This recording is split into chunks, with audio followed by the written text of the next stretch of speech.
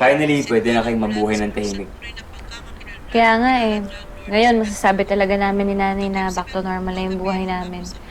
Yung di na natin kailangan lumingon sa likod na dahil natatakot tayo na may mga taong may masamang balak sa atin, di ba? At makakahinga na tayo ng maluwag sa wakas. Salamat sa Diyos.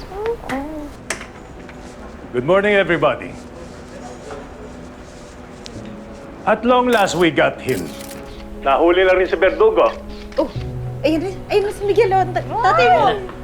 Dahil na rin sa matyaga at pagpaprosige ng ating kapulisan sa pangunguna ni Major Miguel Delgado.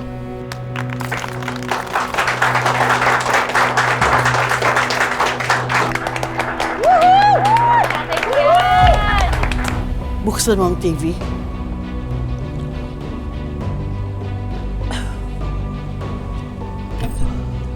Okay. Salamat. Maski ang Department of Drug Enforcement ay naging parte sa paghahanap kay Verdugo. At ngayong araw na ito na nga ang pagkakahuli sa kanya. Ngayon, hayaan natin si Major Delgado na magkwento kung paano nahuli si Verdugo. Major Delgado.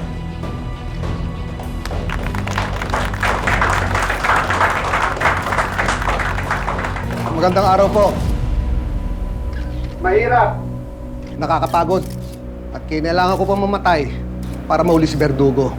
Pero kahit madulas siya, natuntun pa rin namin siya sa isang quarry, kasama ang kanyang mga katransaksyon.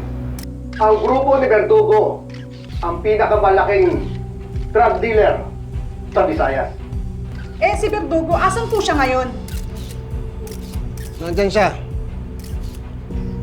Ngayon, makikita natin ang mukha sa likod ng pangalang Verdugo.